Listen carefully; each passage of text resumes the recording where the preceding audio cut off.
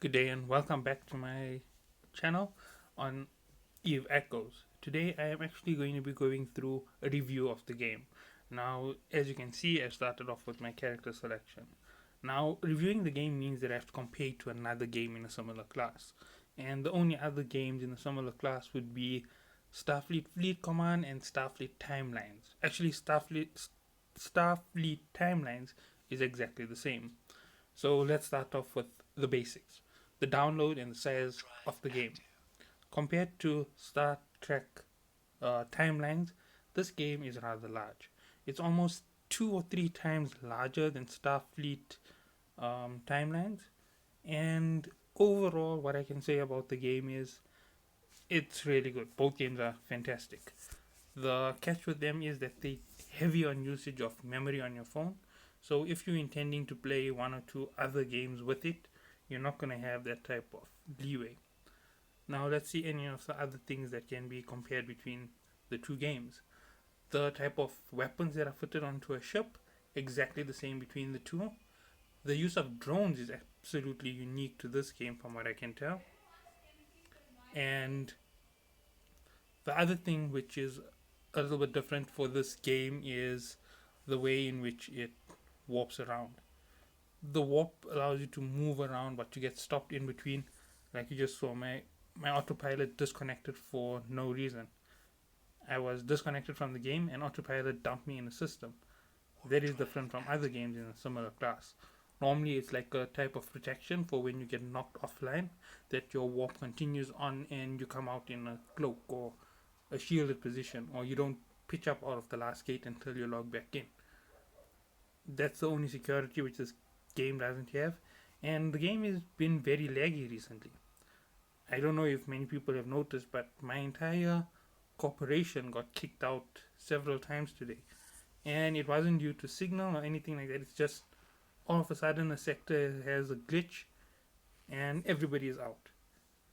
So overall on the review, so far I'm gonna rate it for being too big. It's down. Its update patches have been extremely large.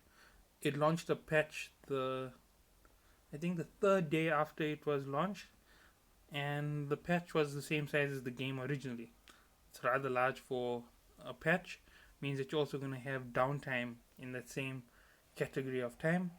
And a 1.8 gig download is not something you want to do all the time, because if you're on the road or on the move, you're not going to want to dedicate 1.8 gigs just to getting your game up to date. You're going to rather want to use that 1.8 gigs to watch YouTube or have fun in another way. While your game is that small usage item that you've always had, which you use to keep yourself company. So let's see. The next thing, the ships. The ships are one thing in this game that I can say I am really impressed with. They have 4 different category classes of ships that I've seen so far, and there's a fifth category that I haven't even seen yet. That is the battleships and battle cruisers. Now the cruisers themselves are fantastic. They're tanky, they're hard to beat, and they seem to hit very hard and very fast. The weapon ranges expand as you go up in tech level, which is absolutely understandable for any game. The mining, I have to say, there's no security on mining. You can be attacked and destroyed very easily. There's no brief engagement or protocol when someone wants to attack you when you're mining. So that's a bit of a no for players who don't like to fight in the game and would rather passively gain up. A lot of them are going to be very upset with that. Okay, let's see what else is there that isn't to the best of the ability. Ships, attaining ships. There are 3 ways to attain ships. You can purchase it through the market, you can build one through your industry tab in your menu, and you can let's see, and you can get free ships from purchasing Omega. As I said, Omega is both for free to play and pay to win. For pay to win, it's just a little bit of speed up on everything. One mistake that I did make was Omega gives you 30 extra SP in the duo bundle. The basic is 5, and the standard is 25. So standard and duo bundle are the only two that I can say are worthwhile. Only gaining 5 extra SP, not really that much of a difference. It's going to improve your speed to getting to the next level of tech, but it's not going to help you get an advantage. And what's the use in using something that expensive without getting the full advantage? Maybe if it's your first month and you want to get the ships quickly, I understand. But as you're moving forward, you're going to want to get as much uh, plex as you can. Maybe stockpile 3 to 4,000 plex and keep yourself on Omega non-stop for a few months in a row. That means you're going to get ships, you're going to get all the rewards, and you're going to be increasing your SP at a higher rate. That means when it comes time for the higher part of the game, the end game part of competition, you're actually going to reach that section. Okay, then let's see what else is there. Maneuverability, attack capabilities, and usage of the ship. Now, I don't want to say this here, but I find that the ship controls that you have don't work correctly. When you set an orbit, it doesn't always obey your commands. And even warping to locations, sometimes it doesn't take the command unless you hit it 2 or 3 times. It's a lag setback in the game, most likely, but it isn't something that you expect in such a high tier game because considering the pace of battles that happen in this game, 3 seconds can mean the loss of an expensive vessel. And overall, it can be improved, they can work on it, and this game is still brand new, so everything that I have reviewed in the negative can become a positive in this game within a very short time because it's so new. All they've got to do is reduce the amount of compulsory files, compress the files down, make it more manageable, and all of a sudden you have a massive game without the heavy data usage. The patches can be made to be 1 or 200 megabytes. It's the size of a small game, but it's fine compared to 1.8 gigs. A lot of players won't play this here purely because of the reason of the high usage on their phones. A lot of people prefer using smaller phones over the bigger phones, and that's also going to be a negative on this gameplay. If you're not using a heavy usage device like a higher end phone that's in your flagship category, you aren't going to enjoy your gameplay in this game so much. Okay, I'm just going to dock here. Let's see. The weapon types. The weapon types are set with 3 or 4 variations within each weapon. At first, I didn't notice it, but all of them actually have the exact same breakdown. You have a close range weapon, a rapid fire weapon, and a damage dealing weapon. Now, each one is on its own in a category. Let me just go into the market and show you. And you also have weapons going up with your class of ship. You have your first 2 which run on small weapons. You have your cruiser and battleship which run on medium weapons. And then you get your battleship and what is it? It's no longer in the menu, yeah. And your battleship that run on heavy weapons. So that's how it goes. So here we're going through everything. Small missile launchers. These are your best for ranged and damage. They are medium base weapon. Then you get your torpedo launchers. They're rapid fire and they're hard hitting weapons. There was a third class of weapons. I'm not sure where it is. But anyway, then you go to medium class. The medium class, you are getting a straight up missile launcher and torpedo launcher again. Okay, yeah, there was one other over here. The other day, I think there was a large missile launcher. And the thing with it is, one is for range, one is for short distance. If you go into fight a lot of enemies where you know you're going to get drained of speed and they're going to try and close in on you to attack, I suggest running a torpedo launcher. Or run one missile launcher, one torpedo launcher, and try and get as close into your enemy as you can. If you're not able to evade fire, take it head on and run double torpedo launchers, or one torpedo launcher, one missile launcher, so you can start your battle from a bigger range and go in.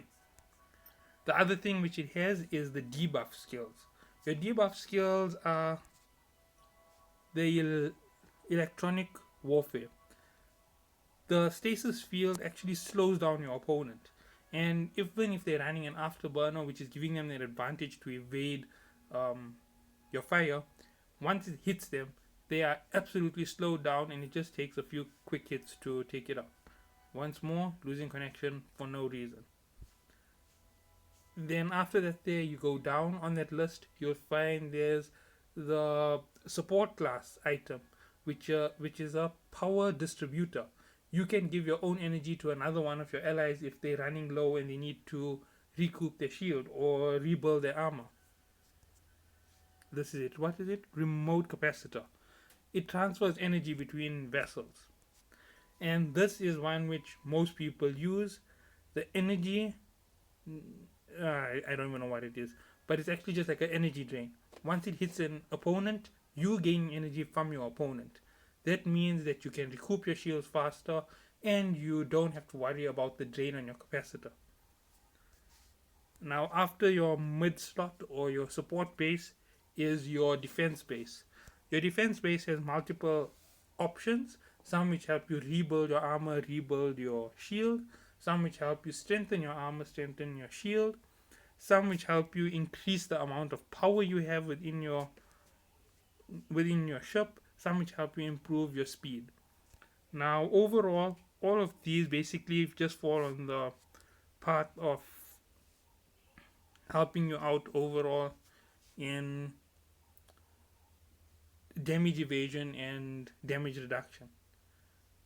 And there's one item over there which is the heat sink. It actually speeds up your activation of your weapons, so you can use it for a better offense.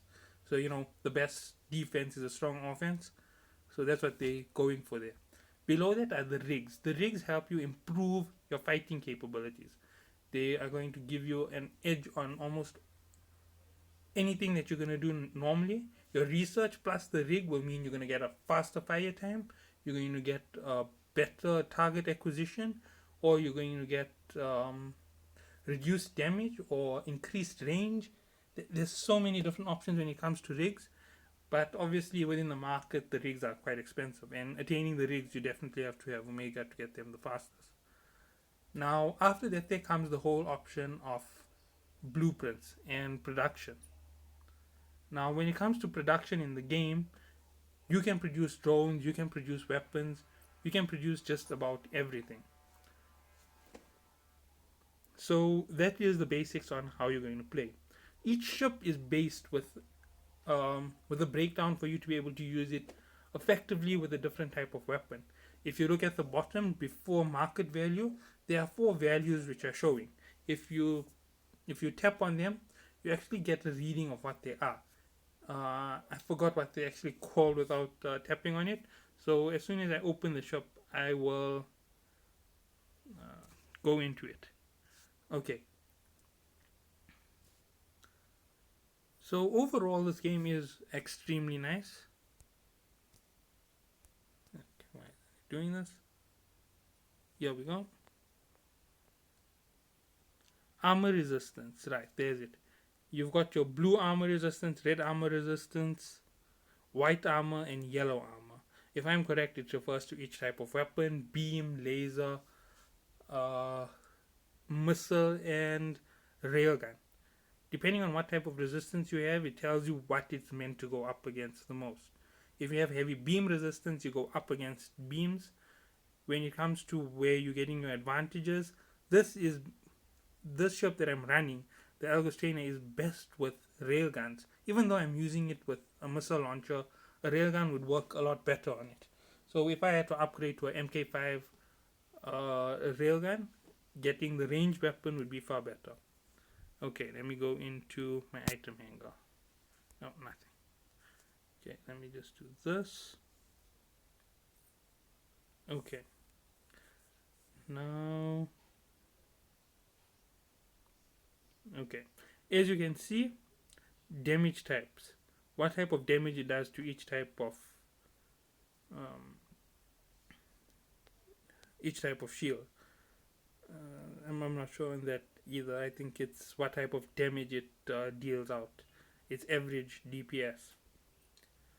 And DPS stands for damage per second. That means the reload time is what's actually reducing the DPS to 17.4. Where is reload time? 10 seconds. So every 10 seconds it does 54 damage. That means it's 5.4 a second. And I don't know. I'm not sure. Damage per hit it does about 258 every time it hits. But I'm not sure on exactly how they're working out DPS. Because the way that it shows damage types, I think that would mean that's what type of damage you're dealing. Okay. Now, as you go down, as you can see, this is how I've configured my ship. You'll see that there's a lot of different configurations. I'm running speed, shield repair, and shield hardening. That means I have a harder to break shield, and I'm recovering my shield faster. That's because I'm also focusing my skill research towards upgrading, towards upgrading my shields and upgrading my torpedoes. As you can see, here's the basic page. I don't like really showing it, but this is how it goes. And as you upgrade all of these technologies, you're going to see that you're going to get stronger in the game, even if you're not upgrading your weapons. Okay, so this video has been a little bit long from what I can judge from how long I've been speaking. So I'm actually going to end it here and continue with the second part of the review, because this game can't be reviewed in a short span. There is so much review in this game. So this first review is basically a review on the basics of the game and a review on ships and weapons. Thank you for watching. Please leave a like, subscribe, or leave a comment down below. It's all very much appreciated. Thank you.